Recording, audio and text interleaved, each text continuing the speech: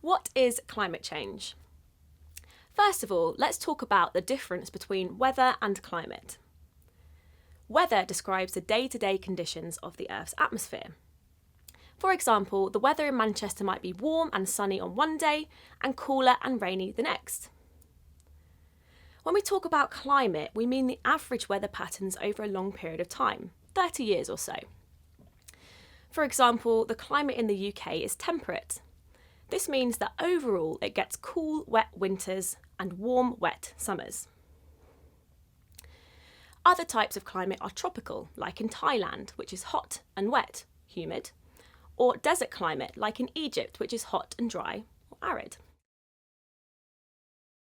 The climate of a country depends on several different things: distance from the equator, distance from the sea, altitude, or how high or low the ground is, ocean currents, and prevailing winds. However, over the years, the climates of different countries have started to change. This is called, well, climate change. So, what causes climate change? Natural causes. So here's the thing, climate change is natural. Over millions of years, we've gone through lots of different warm periods and lots of different cool periods. Take the Ice Age, for example, and the warm periods in between known as interglacials. These past global warm and cold periods are thought to have been caused by natural things. Firstly, the amount of heat, aka solar output, that the sun releases can fluctuate or change. If the sun releases more heat, then the global temperatures will go up. If the sun releases less heat, they'll go down. There can also be changes to the way that the Earth moves around the sun. These are known as orbital changes. The Earth can orbit in a circular shape or an oval shape. Depending on what way it's orbiting, the Earth can sometimes be closer to the sun, making it warmer, or further from the sun, making it, you guessed it, cooler.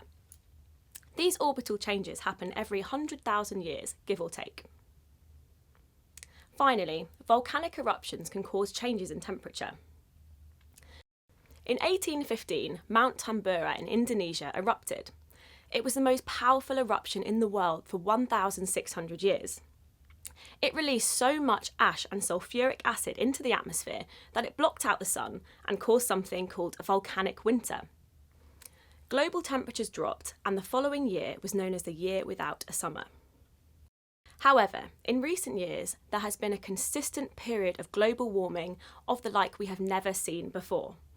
In fact, between 1880 and 2012, average global temperatures went up by 0.85 degrees Celsius. It doesn't sound like much, but every little change to the natural temperature of the Earth can have a huge impact. Most scientists agree this change isn't natural, and it's being caused by humans. Human causes. The recent increase in temperature is caused by human activity. Driving cars, manufacturing and farming all release harmful gases such as CO2, methane and nitrous oxide into the Earth's atmosphere. These gases are called greenhouse gases. Greenhouse gases are interesting little things. We have a love-hate relationship with them. That's because we need them, but they also can be bad for our planet. You see, greenhouse gases absorb some of the sun's heat. This is called the greenhouse effect, and it's perfectly natural. If we didn't have any greenhouse gases in our atmosphere, then the Earth wouldn't stay warm enough for any life to exist. So, without the greenhouse effect, we wouldn't be standing here today. However, the amount of greenhouse gases in the Earth's atmosphere is increasing due to human activity. If there are too many greenhouse gases absorbing heat, well, yeah, you guessed it, the Earth is going to get too hot. This is called the enhanced greenhouse effect, and it is not natural. I've already given you some examples of human causes of climate change. Can you think of any more things that humans do that release greenhouse gases? Deforestation, burning fossil fuels like coal, oil and gas, economic development and urbanisation are all examples of human causes. What evidence do we have of climate change? So, how do we really know that climate change is happening? Do you know what evidence scientists might have used to prove it?